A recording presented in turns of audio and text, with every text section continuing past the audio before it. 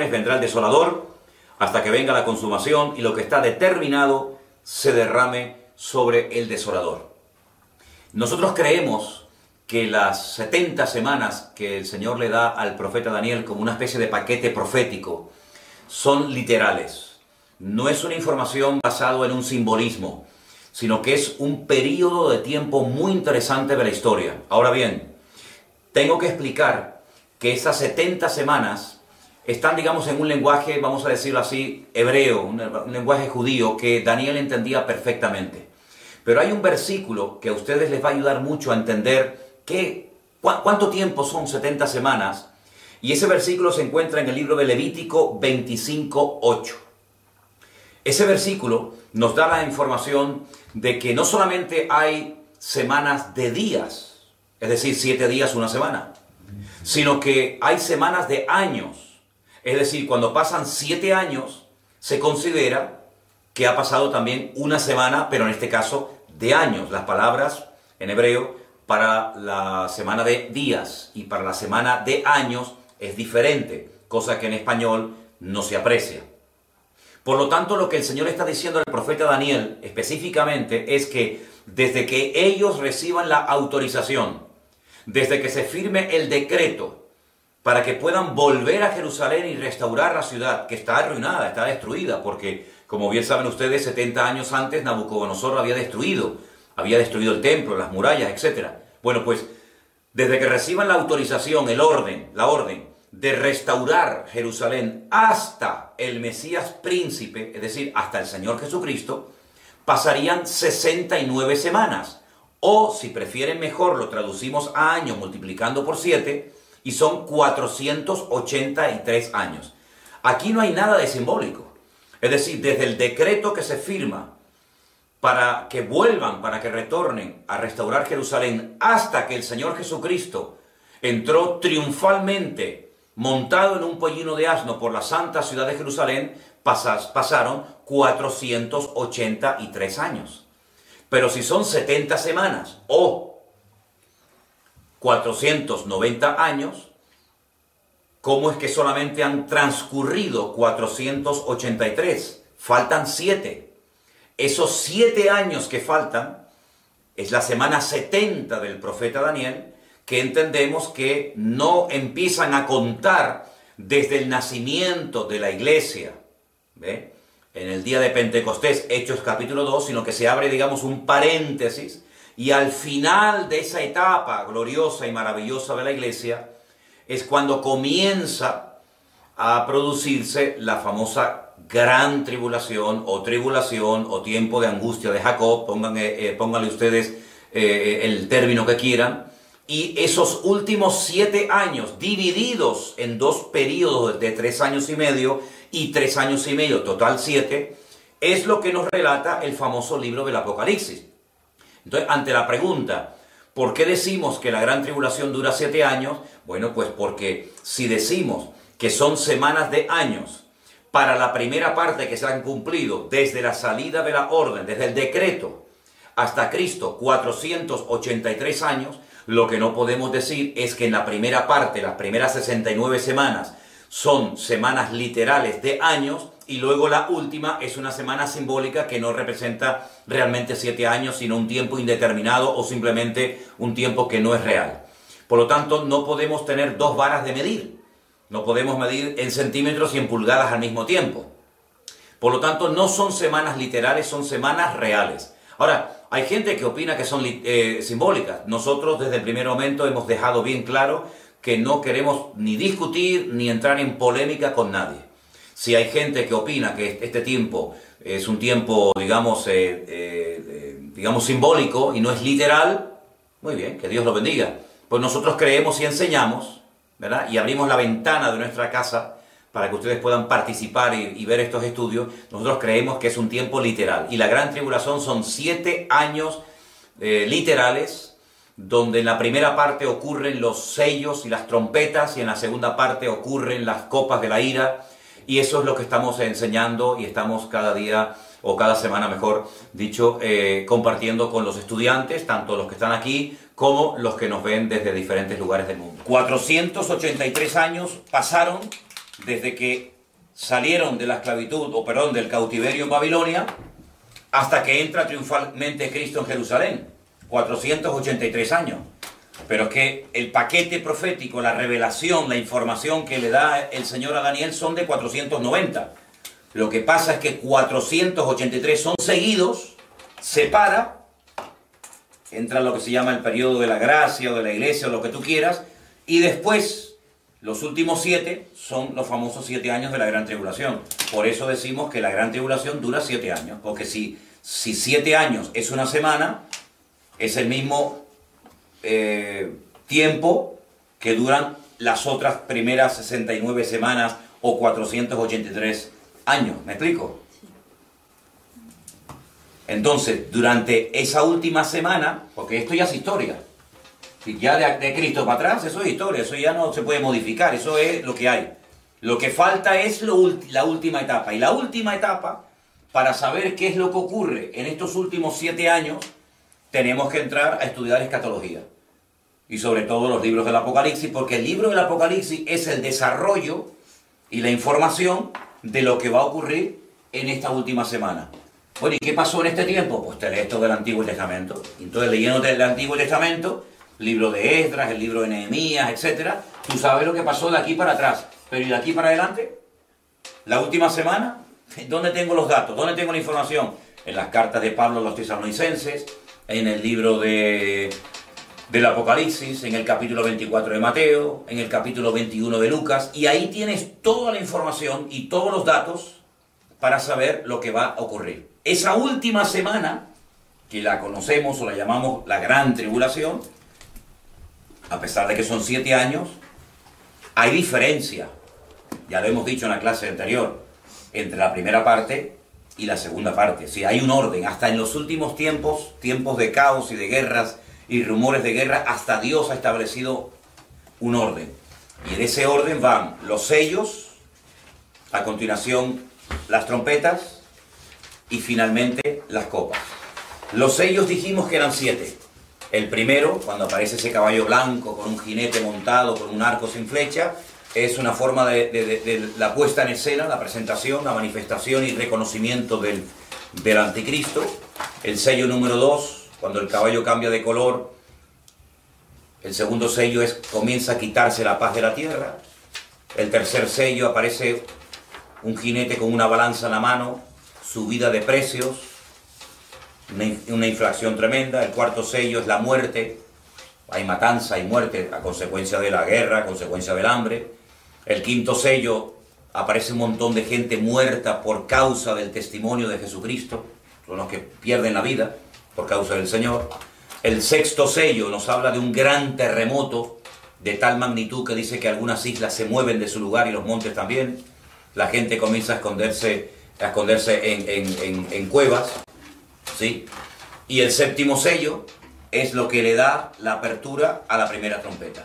Y así podemos ir viendo sello tras sello, trompeta tras trompeta, copa tras copa, el desarrollo profético de todos los acontecimientos finales. Ahora, lo que sí tienen que entender ustedes bien es esto que yo les acabo de explicar así rápidamente, para que ustedes puedan, en cualquier momento que alguien les pregunte ¿por qué la gran tribulación dura 7 años? ¿En qué se basan ustedes? Bueno, es que esto no nació hoy, esto tiene un trasfondo, esto tiene una historia, esto viene de algo, esto viene de Daniel capítulo 9, cuando el Señor le revela a Daniel. Claro, lo que le revela fundamentalmente a Daniel son lo concerniente a su pueblo. Hay muchas cosas que no contó el Señor a Daniel de la semana 70, porque, bueno, pues porque eso ya el Señor lo dejaría para más adelante, por ejemplo en el libro del Apocalipsis, ¿verdad? Pero lo que ellos necesitaban saber es cuándo iban a salir, cómo iban a salir, cuánta gente iba a salir, cómo iban a poder restaurar la ciudad, porque era lo que a ellos les interesaba, era lo que a ellos fundamentalmente les interesaba, porque era lo que ellos, muchos de ellos, iban a vivir. Y hace poco hemos tenido en la iglesia una serie de mensajes sobre Nehemías, que fue un gran restaurador, un hombre que tuvo la visión de decir, bueno, esto vamos otra vez a ponerlo a funcionar, vamos a restaurar las murallas. Tenemos el caso de Esdras, que era un sacerdote, que a él le interesaba la restauración espiritual del pueblo. Tenemos el gobernante de la ciudad de Jerusalén, que era un tal Zorobabel, que era el gobernador. Entonces vemos muchos detalles que ocurran en ese periodo. Pero claro, es que ya eso es historia. que está bien conocer la historia, pero nosotros ya esa historia no la vivimos, no nos concierne directamente en el sentido de que, bueno, ya la ciudad de Jerusalén ya es un hecho y todo eso. Lo que sí nos concierne y nos interesa saber es lo que va a ocurrir en los últimos tiempos, ¿de acuerdo? Entonces, partimos de la base de que el tiempo en la Biblia se cuenta de una forma muy diferente a como nosotros, los occidentales o los cristianos, lo contamos. ¿Por qué? Porque el calendario que nosotros utilizamos no existía en el tiempo de la Biblia. El calendario que nosotros usamos es un calendario mandado a hacer por un papa, Gregorio, y es un calendario basado en el sol. El tiempo que tarda la Tierra en girar alrededor del sol, con sus 4 estaciones, con su todo movimiento de traslación y rotación, ¿vale? Sobre sí misma y sobre alrededor del sol. En la Biblia el tiempo es lunar, las fases de la luna. Entonces, por eso el calendario bíblico tiene 360 días y el nuestro tiene 365. ¿Cómo se compensa ese desfase entre uno y otro? Bueno, los expertos en el tema este de los calendarios, y créame que hay gente que son expertos en computar y saber cuánto falta y cuánto nos falta, hay momentos en los que al año, como te vas quedando corto, si yo voy avanzando y llego a 360 y tú a 365, en 10 años hay 50 años de diferencia, 50 días de diferencia, y así sucesivamente. Le meten otro mes al año para compensar el desbalance, y se llaman años preñados. Entonces hay años que en vez de tener el calendario de ellos 12 meses, tiene 13, para compensar la diferencia, para igualarlo. Pero cuando estudias profecía, cuando estudias cosas que tienen que ver con el tiempo en la Biblia, tienes que conocer este dato que yo te digo. Porque si no, no te cuadran las fechas. Y entonces por eso muchas veces dice la gente que en la Biblia hay muchas contradicciones. No hay ninguna contradicción. Lo que pasa es que la forma de contabilizar el tiempo en la Biblia es completamente diferente. Y luego hay dos cosas muy importantes que a mí me gustaría compartir, aunque aparentemente no tienen que ver con la clase de escatología, pero sí tienen muchísimo que ver. Y es una pregunta que le hacen los discípulos al Señor el día de la ascensión. Quiero llevarles al libro de los Hechos, por favor. En el capítulo 1, en el libro de los Hechos, capítulo 1, el Señor Jesucristo ya está a punto de ascender, ya está a punto de marcharse. Y me llama la atención porque este libro, que también lo escribió Lucas, dirigido a un tal Teófilo, dice que en el capítulo 1, en el primer libro es el Evangelio de Lucas, este sería el segundo, hablé acerca de todas las cosas que Jesús comenzó a hacer y a enseñar hasta el día que fue recibido arriba, después de haber dado mandamientos por el Espíritu Santo a los apóstoles que había escogido. Versículo 3. A quienes también después de haber padecido se presentó vivo con muchas pruebas indubitables, apareciéndoseles durante 40 días y hablándoles acerca de el reino de Dios. Hechos 1:3. Cristo resucita, está 40 días seguidos con los discípulos y hay un monotema. Les habla fundamentalmente del reino de Dios. 40 días seguidos escuchando lecciones espectaculares. Estando juntos, les mandó que no se fueran de Jerusalén, sino que esperasen la promesa del Padre, la cual les dijo: ¿oísteis de mí? Porque Juan ciertamente bautizó con agua, mas vosotros seréis bautizados con el Espíritu Santo dentro de no muchos días. Entonces los que se habían reunido le preguntaron diciendo: Señor, ¿restaurarás el reino a Israel en este tiempo? Y el Señor les contesta: no os toca a vosotros saber los tiempos o las ocasiones, aquí sazones, que el Padre puso en su sola potestad. Ahora, ¿saben ustedes que el idioma en el que se escribió el Nuevo Testamento es el griego? Idioma también tremendamente rico, con una riqueza espectacular. Y en griego hay a veces diferentes términos o palabras para referirse a un concepto. Por ejemplo, tenemos 3 palabras para la palabra amor. Pero claro, amor es algo muy genérico, depende a qué tipo de amor te estés refiriendo, usas una u otra palabra. Y hay 2 palabras que quiero que la apunten, las 2 empiezan con la letra K de kilo. Una es la palabra cronos, Voy a ponerla por acá. Y la otra es kairos. Kairos. Las dos se interpretan o se traducen como la palabra tiempo. Pero ¿cuál es la diferencia? Lucas dice que cuando el Señor Jesucristo resucitó, estuvo durante más de mes y medio, prácticamente a diario, hablándoles del reino de Dios. De un reino mucho más elevado que cualquier reino terrenal. Sin embargo, cuando el Señor Jesucristo va a ascender, los discípulos le preguntan, ¿tú vas a restaurarle a Israel el reino en este tiempo?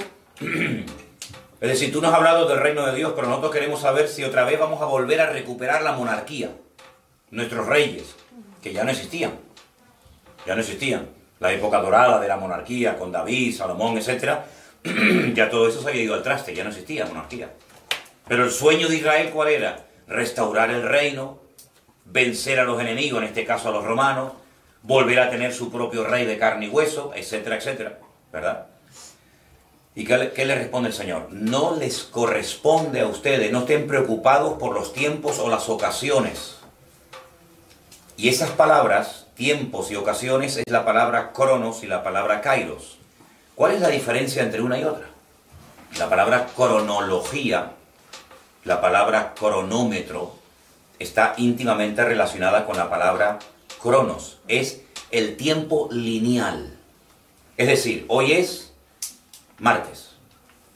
Mañana, inevitablemente, será miércoles. Y pasado mañana será jueves. Y así, toda la historia de la humanidad siempre será igual. Y cuando terminemos este mes de febrero, vendrá el mes de marzo. Y cuando termine la estación del invierno, vendrá la primavera. Y así sucesivamente. Eso es cronos, eso es el tiempo lineal, donde no hay nada que cambie, nada que varíe. ¿Verdad? Es así. No hay ninguna característica especial del cronos. Es el tiempo transcurriendo, en algunos casos muy rápidamente, en algunos casos muy lentamente, según cómo nos afecte. Pero el kairos es el tiempo de Dios dentro del tiempo de los hombres. Es cuando Dios se mete en el tiempo nuestro lineal y dice, yo voy a hacer en este tiempo algo diferente. Por ejemplo, hoy el cronos nos indicaba, como cada semana, que tenemos una clase de escatología. Pero dentro del cronos, dentro del tiempo, dentro de ese día que dentro de unas horas terminará, teníamos una cita, teníamos un compromiso, venir aquí a las 7 de la tarde para recibir la clase de escatología. Eso es la diferencia entre cronos y kairos. Es cuando el kairos, en este caso Dios, decide intervenir en la historia. Cuando Dios dice, cuando vino el cumplimiento del tiempo, Jesús nació. Jesús no nació en Babilonia en el año 300 antes de Cristo, ni nació en el año 180 después de Cristo, después de su era, sino que Él nació cuando ya Dios lo había establecido. Cuando Dios dice, 400 años estará el pueblo de tu pueblo, tu descendencia Israel en Egipto. Bueno, el tiempo transcurre, pero ustedes van a estar el tiempo que yo diga. Esa es la gran diferencia. Entonces, dentro del tiempo que transcurre inevitablemente sin cesar, vamos, eso es una cosa que no podemos parar el tiempo, no podemos decir, ay, que no corra más el tiempo, sino que el tiempo sigue y sigue y sigue y sigue. Y es un concepto que a mí siempre me ha apasionado. El concepto tiempo a mí es una cosa que me ha fascinado, pero ya al hombre es un concepto espectacular, ya en la época de Aristóteles y los griegos y el mismo Albert Einstein, etcétera, el concepto tiempo. Y dice, bueno, no, lo medimos, sí, pero lo medimos con un concepto llamado el reloj, ¿no? Ahora decimos un día, una semana, un milenio, un siglo, un año, y vemos en nosotros mismos cómo el tiempo va pasando, ¿no? Y vemos que ya hemos crecido y algunos tenemos canas y unos han envejecido menos. Esa es inexorablemente la realidad del tiempo. No lo podemos detener, nos guste o no, es la realidad. Y llegará un momento que moriremos y nos deterioremos, nos vamos a deteriorar, etc. Pero dentro de todo eso hay cosas que ocurren. Y esas cosas que ocurren establecidas por la soberanía de Dios es el kairos, es lo que marca la diferencia. Es decir, ahora va a pasar esto. Y te pongas como te pongas, va a pasar. Y ahora va a pasar tal otra cosa. Y ahora vengo yo. Y ahora me voy yo. Y ahora les saco de Egipto. Y ahora los llevo a Egipto. Y ahora viene el primer sello. Y ahora viene la segunda trompeta. Y ahora viene el caballo blanco. Y ahora viene el caballo negro. ¿Quién establece esas variaciones en el tiempo? Esas intervenciones soberanas en el tiempo de los humanos, en la dimensión nuestra. Evidentemente Dios. Nadie controla ni el transcurrir del tiempo lineal, ni el cronos, ni nadie puede decir mañana va a pasar esto sí o sí. Sino son cosas que Dios establece y que si Él quiere, nos las revela, como le reveló a Daniel, 490 años, 483 que ya han pasado y los otros 7 que faltan por ocurrir. Estamos grabando. Entonces, esos últimos 7 años ya está establecido por Dios lo que va a ocurrir. Vamos a orar para que no venga la gran tribulación. Vas a perder el tiempo. Vamos a orar para que no se manifieste el anticristo. No pierdas el tiempo. Sí, dedícate a lo que tienes que dedicar y no a tonterías. Porque Dios ha establecido que en momentos puntuales de la historia van a ocurrir cosas sí o sí.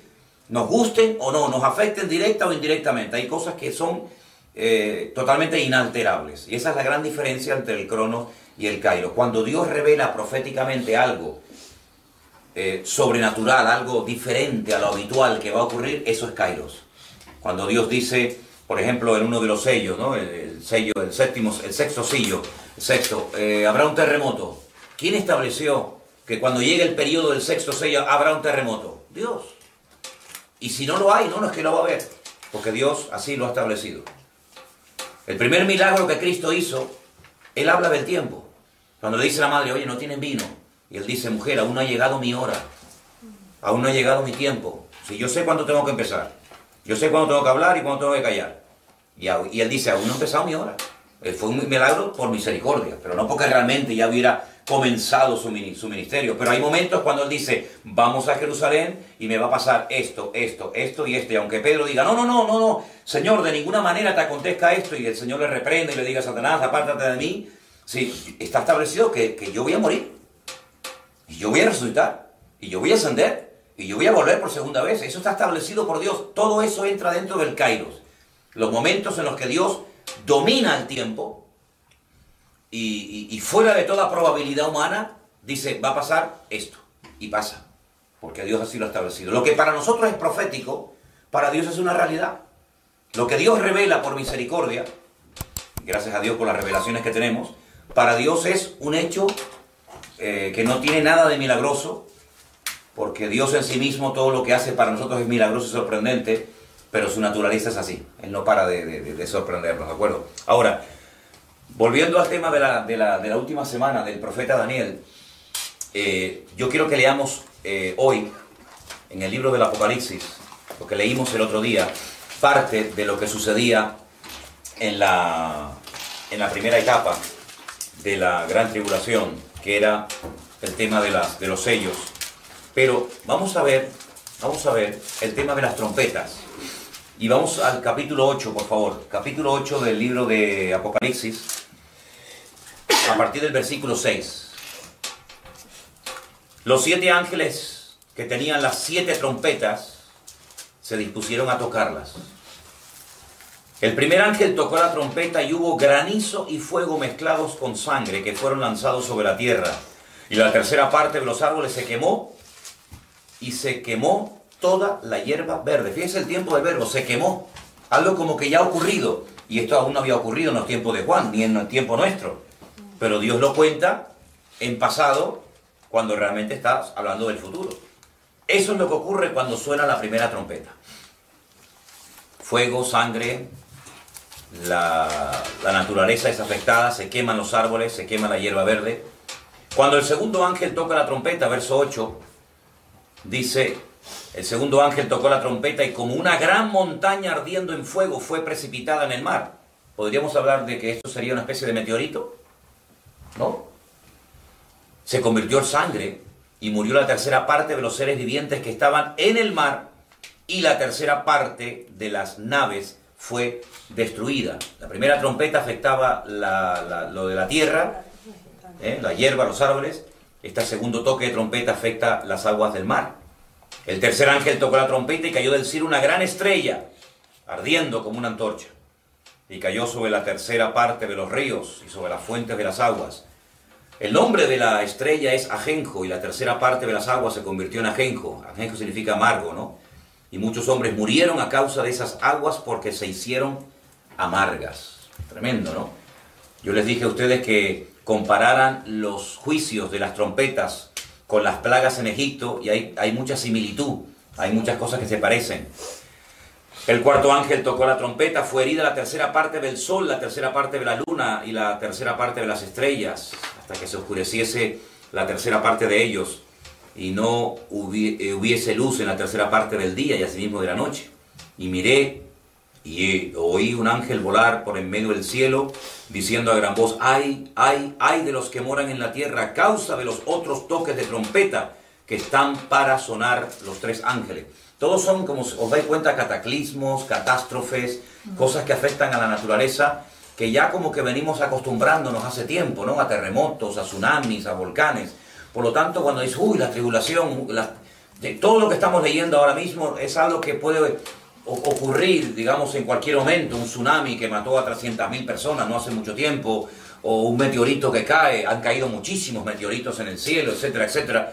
Por lo tanto, estas cosas pueden ocurrir y la gente ni se entera que son los toques de trompeta de los cuales nos habla la Biblia en el Apocalipsis. Capítulo 9, verso 1.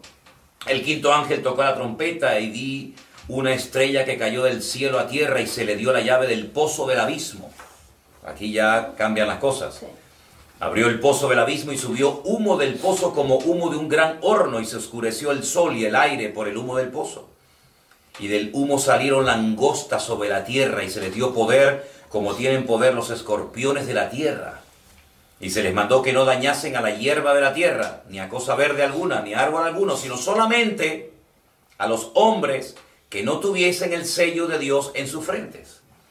Y uno dice, bueno, ¿y quiénes son los que tienen el sello de Dios en sus frentes? Los 144.000 judíos, 12.000 por cada tribu, que vimos en una de las clases anteriores, ¿se acuerdan? Sí. Cuando vimos los 144.000, dice la Biblia que el Señor los selló en sus frentes para que no fueran dañados. Entonces a esos no se les puede dañar, ¿de acuerdo? Seguimos leyendo. Estamos en el capítulo 9, versículo 5. Le fue dado que no los matasen, sino que los atormentasen 5 meses. ¿Ves? Eso es Kairos. 5 meses. Yo digo, ¿cuánto tiempo pueden atormentarlos? Su tormento era como tormento de escorpión cuando hiere al hombre. Y en aquellos días los hombres buscarán la muerte, pero no la hallarán. Ansiarán morir, pero la muerte huirá de ellos. Ahora, aquí nos da una descripción de esas langostas, que son cosas muy extrañas, porque dice que eran semejantes a caballos preparados para la guerra. En las cabezas tenían como coronas de oro. Sus caras eran como caras humanas, tenían cabello como cabello de mujer, sus dientes eran como leones, tenían corazas como corazas de hierro, el ruido de sus alas era como el estruendo de muchos carros de caballos corriendo a la batalla. Partimos de la base, y ya lo dijimos en una ocasión, que así como en el Antiguo Testamento decía Moshe Maimónides que Dios utiliza el lenguaje de los hombres para dar a conocer la palabra de Dios, de ahí tantos antropomorfismos, que son figuras como espalda, mano, ojos, pies, corazón, etcétera, para describir la naturaleza y la esencia de Dios. En el libro del Apocalipsis, debido a lo que Juan está viendo, pues probablemente él esté describiendo cosas, un tipo de armamento, un tipo de carros de combate o de aviones, que claro, él no tiene el lenguaje en ese momento para describir todo eso, ¿no? Porque dice que el ruido de sus alas era como el estruendo de muchos carros, de caballos corriendo a la batalla. Hombre, si tú escuchas un avión de combate, hace un ruido espectacular, pero primeramente él no tiene el lenguaje para describir. Entonces él compara con animales, con leones, con langostas, cosas que para nosotros hoy en día serían otra cosa diferente a la que él vio. Tenían colas como de escorpiones, también aguijones, y en sus colas tenían poder para dañar a los hombres durante 5 meses. Y tienen por rey sobre ellos al ángel del abismo, cuyo nombre es en hebreo Abadón, y en griego Apolión. Ahí tenemos 2 nombres, o un nombre, uno en griego y otro en hebreo, del ángel del abismo. ¿Se dan cuenta? No todos los ángeles en la Biblia aparecen con su respectivo nombre. Muy pocos ángeles en la Biblia se nos dice el nombre que tenían. Por ejemplo, Gabriel, Miguel, aquí hablan de un tal Abadón o Apolión, destructor, ¿verdad? Pero el mismo Satanás recibe muchos nombres, ¿no? Príncipe de las tinieblas, diablo, Satanás, etcétera. Pero hay millones y millones y millones de ángeles que no sabemos cómo se llaman, pero evidentemente tienen que tener un nombre, ¿no? El primer ay pasó. Y aquí vienen aún 2 ayes después de esto. Vamos al sexto, versículo 13. Dice que tocó la trompeta y oí una voz de entre los 4 cuernos del altar de oro que estaba delante de Dios, diciendo: el sexto ángel que tenía la trompeta desata a los 4 ángeles que están atados junto al gran río Éufrates. El río Éufrates es un río inmenso, un río enorme que cruza varios países, ¿vale? Y el río Éufrates es mencionado en el primer libro de la Biblia. El Tigris y el Éufrates, dice que por allí estaba una parte del límite del jardín del Edén. Sí, el jardín del Edén era inmenso. Ahora, yo no sé si ustedes están bien puestos en geografía, pero se menciona también el río Nilo, con otro nombre, que también formaba parte y regaba el jardín del Edén. Es decir, que si tenemos aquí a mano izquierda Egipto como parte del territorio del jardín del Edén, y tenemos aquí a la derecha la zona de Babilonia, lo que hoy en día sería Irak, donde está el río Éufrates y Tigris, Dios le dio a Adán la responsabilidad de cuidar, de proteger un territorio de miles y miles de metros cuadrados, desde nada más y nada menos que desde Babilonia o Irak en la actualidad hasta Egipto. Todo eso formaba parte del jardín del Edén. Si la capacidad de Adán para poder recorrer ese territorio, describir y ponerle nombre a esos animales, cuidar de ese territorio, si la capacidad de movimiento, el radio de acción de Adán tenía que ser, sin lugar a dudas, impresionante. Probablemente se trasladaba o volando o simplemente pensando de un lugar a otro, se trasladaba, porque Adán era un hombre que no tenía ningún tipo de limitaciones antes del pecado. Antes del pecado, Adán se movía con una facilidad por el jardín del Edén de una forma tremenda. De ahí que uno diga, bueno, y cuando Eva pecó, ¿dónde estaba Adán? Bueno, a lo mejor Adán estaba en la otra punta del jardín del Edén, y por eso Satanás aprovechó la ausencia del marido, el vacío. No estaba Adán en ese momento al lado de Eva, o Eva al lado de su marido, y en ese momento Satanás dice ahora o nunca, ¿no? Y fue cuando le tentó. Pero estamos hablando no de un territorio como la Isla del Hierro, un territorio pequeñito. Estamos hablando de un territorio que va desde Babilonia, Irak, en la actualidad, hasta Egipto, y ahí se mencionan esos ríos. Y el río Éufrates dice que allí están atados 4 ángeles o 4 demonios. De esto nos habla Pedro. La Biblia dice que después del diluvio, el Señor aprisionó, el Señor ató en prisiones de oscuridad a demonios tan poderosos, que fíjense lo que ha hecho Satanás con sus demonios a lo largo de los tiempos de la humanidad. Pero cuando estos demonios tremendamente destructivos son desatados, dice aquí, que estaban preparados para la hora, día, mes y año, a fin de matar a la tercera parte de los hombres. Es un poder destructivo espectacular. Y el número de los ejércitos, de los jinetes, era 200 millones. Yo oí su número. Así vi en visión los caballos y los jinetes, los cuales tenían corazas de fuego, de zafiro y de azufre. Y las cabezas de los caballos eran como cabezas de leones, y de su boca salía fuego, humo y azufre, ¿no? Cuando un tanque de combate lanza la bomba, sale fuego, ¿no? Y por estas 3 plagas fue muerta la tercera parte de los hombres, por el fuego, por el humo, por el azufre que salían de sus bocas. El poder de los caballos estaba en su boca y en sus colas, porque sus colas eran semejantes a serpientes, tenían cabezas y con ellas dañaban. Y los otros hombres que no fueron muertos con estas plagas, escucha esto, ni aún así se arrepintieron de las obras de sus manos, ni dejaron de adorar a los demonios, a las imágenes de oro, de plata, de bronce, de piedra, de madera, las cuales no pueden ver, ni oír, ni andar. Y no se arrepintieron de sus homicidios, ni de sus hechicerías, ni de su fornicación, ni de sus hurtos. Es decir, un periodo tan terrible de juicios, de guerras, de matanzas, de cataclismos, y la gente, muchos de ellos siguen todavía sin querer arrepentirse, sabiendo que detrás de todo esto hay un trasfondo espiritual, sabiendo de dónde proceden estos juicios.